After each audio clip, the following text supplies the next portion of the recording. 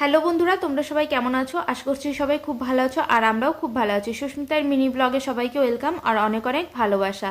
আজকে ছিল চিনি সোনার 4 মান্থের ফটোশুট। আজকে তোমাদের দেখাতে পারবো চিনি সোনা কতটা দুষ্টুমি করে। 1 মান্থের, 2 মান্থের, 3 মান্থের সবগুলোই তো তোমাদের সাথে শেয়ার করেছি, আর আজকে করব 4 মান্থের ফটোশুটটা।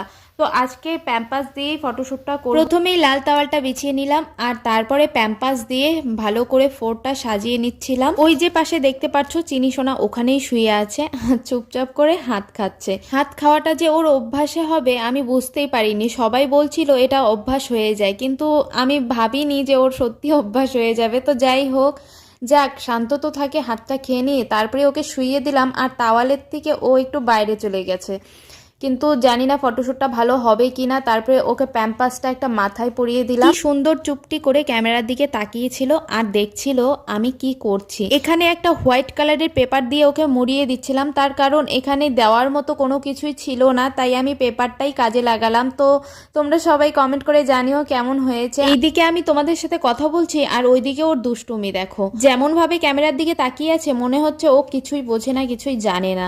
দেখতে পাচ্ছ ওর দুষ্টুমি আর থেমে থাকে না। 1 মান্থের সময়ও ও সব ভাঙচুর করে ফেলছে, 4 মান্থের সময়ও এরকম করলো। আমাকে ভালো করে ফটোশুট করতেই দিচ্ছিল না, তার কারণ ও এতটা হাত খাচ্ছিল, দুষ্টুমি করছিল আর সব কিছু ভাঙচুর করছিল। তো যাই হোক, আজকের চিনি সোনার দুষ্টুমি কেমন লাগলো সবাই কমেন্ট করে জানিও।